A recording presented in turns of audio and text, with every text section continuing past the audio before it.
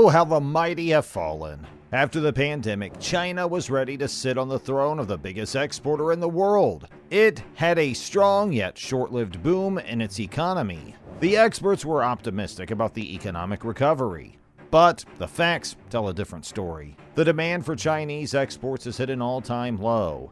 And if the country doesn't find new markets, it'll be heading toward another recession. Let's dig deeper. The faltering global demand. The golden rule for Chinese exports was quite simple. Whatever you can produce, China can do it faster and cheaper. For years, the second biggest economy was able to capitalize on two things. First, its strong manufacturing capacity. Second, its corporate hold to derive exports. The world was China's oyster. Every single day, the superpower of the East would crack new markets or gain a reliable customer base, and then go about its day. Even its biggest rivals couldn't help but tap into China's arsenal of cheaper, reliable exports. We're talking about the United States of America and the European Union. Not to mention, Beijing has done a stellar job in rolling out products that have their own USP.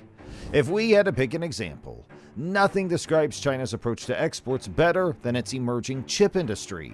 China has built its rapport for sustaining the global supply chain post-COVID. China's manufacturing and processing units were steady across major global exports. This includes finished products to viable raw materials. In 2021 alone, Beijing was the biggest exporter in the world, beating the United States of America. China's exports amounted to a whopping total of $3.34 trillion. Since 2016, the country has seen a massive boost in its export revenue. In that particular year, China had made $2.22 trillion in exports. 4 years later, it was the export king of the world. But, as it stands today, the country is losing its hold on the title of being the biggest exporter in the world. After the pandemic blowout, experts were optimistic that the great economy will recover. For the most part, they weren't wrong. Sure, China's zero-COVID policy was a major flop on all accounts, yet the country was quick to stand back up on its feet. Since 2022, its major industrial zones and units have resumed operations, but most of them went out of work as soon as they opened their doors. The global pandemic took a major toll for 3 years. Within that period, major economies changed to meet the growing demands back home. And well, they couldn't rely on China. This is when something unexpected but inevitable happened. Many countries looked beyond Beijing to meet their technological and other needs. At the same time, new markets in Asia also opened up. No one saw it coming, but in the blink of an eye, China lost its global demand. Who knew there would be a day when demand for Chinese products would be super low? And we aren't just talking about the country's loss in cheap, low-value goods. It's a shocking wave. But Beijing can't seem to get enough orders for its high-value and unique products. For example, semiconductor chips. All in all, the major loss in exports is about 12.4%. Back in May 2023, the demand for exports had fallen by 7.5%. This figure shows that China is redirecting its economy toward a recession. Experts had high hopes for the Chinese economy in the year's third and fourth quarters. Word on the street was that the country would push for an economic boost like in the pre-pandemic days, and in the process, the country would double its de-dollarization efforts too. Now the Chinese Communist Party is fighting a falling global demand for exports, and major Chinese hubs aren't looking to import their key raw materials either. The alarming statistics. If anything, China's recent statistics on imports tells us an alarming story. You see Beijing as your classic jack of all trades and master of few. It's true that while China would roll out everything beyond its border, it has a massive reliance on imports too. The country sources raw materials from accessible and cheap supply chains, and then turns them into value-added products. Yet, recent data from the country show that its imports have dropped too. In June 2023, Chinese imports fell by 7.9%. Then, in the first half of July 2023, the drop was about 4.5% alone. These figures show that Chinese manufacturers aren't exactly running to their industries. The business is declining, and major corporations have no interest in buying expensive raw materials. After all, their customer base is shrinking every passing day.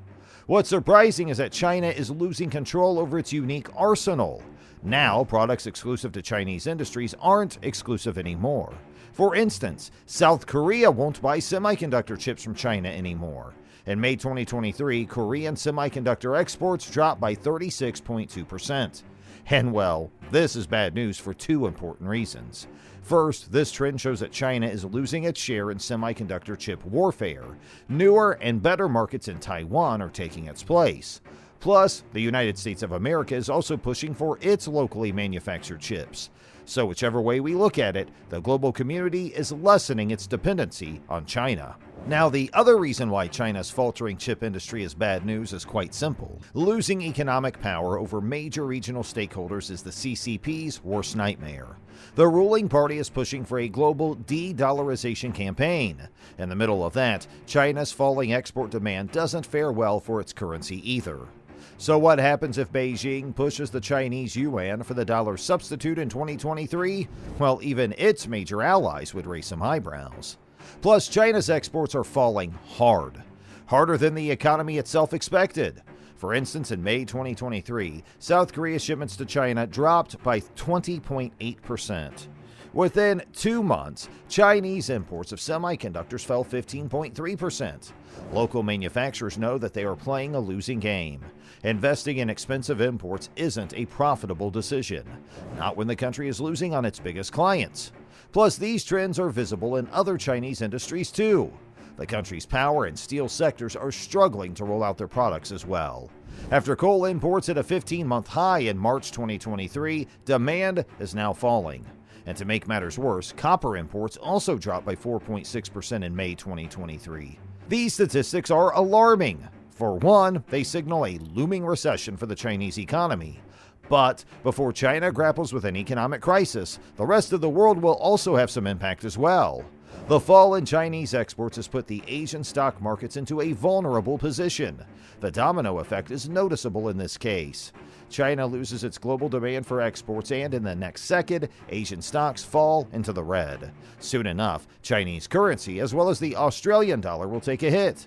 Like the Australian dollar, Chinese demand affects other commodity currencies. And this is only one side of the story. Chinese companies are losing their trusted investors. Sure, China had its own post-pandemic stock boom. As soon as the country reopened its economy, investors rushed to put their money back into the gold mine. But their interests were pretty short-lived. Back home, China was facing one of the worst housing crises of all time. And the government kept rolling out expensive bailouts. Now that alone was enough to send the investors elsewhere. Small-time investors don't trust the varying Chinese economy anymore. Their interest lies in safer assets that aren't vulnerable to slow economic recovery. As it stands today, the post-pandemic stock boom has slowed down. What went wrong? There are many cumulative reasons why China's economy is faltering, but as usual, there is a shock factor involved here. You see, investors didn't lose their interest in Chinese markets overnight. For the most part, the country's vulnerable economic recovery is its own doing. China entered the post-pandemic world with a hostile political standing. There are many factors to count here. First things first, Russia's war in Ukraine brought a new allyship for China.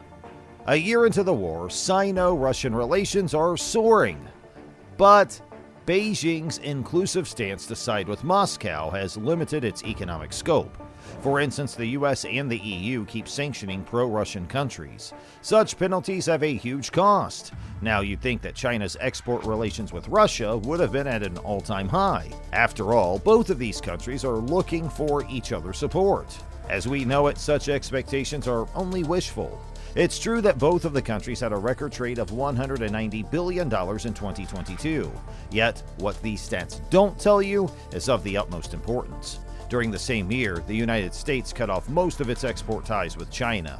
Now, even if the Biden administration and the CCP don't look each other eye to eye, their business deals are major moneymakers. When Trump became the US president in 2016, he made business deals with China super expensive. Taxation and tariffs on Chinese exports were at an all-time high in America. Later on, the Biden administration also incentivized its local industries to beat China at its own game.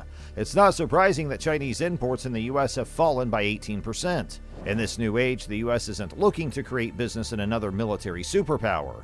Here's two more not so favorable factors in the mix. First, China's military aggression against Taiwan. Second, China's budding friendship with Russia. To no one's surprise, the US encouraged its major corporations to pull out from China. And as it stands today, many big firms can't handle Beijing's swinging foreign policy. Not to mention the association with the CCP itself gives them a bad image. Big companies like Apple, IBM, Alibaba, Tencent, Shein, and many more are leaving China. Instead, they are setting up shop in Thailand and Vietnam. All things considered, China is losing its economic hold and big charm. New economies are giving better prospects for cheaper and more reliable exports. It's also a matter of concern that domestic demand for Chinese products has fallen. You see, in the past 3 years, the CCP has increased living costs in the country, and yet wages remain unchanged. These stats never bothered China because, well, the global demand was enough to bring big bucks into the country. Not anymore, though. It's high time that Beijing fuels its domestic demand to keep up with the business. If not, the country would face another pandemic-like recession. Industries will go home packing, and this time for good. Do you think China is heading towards an economic meltdown? Let us know in the comments below, and we'll see you next time.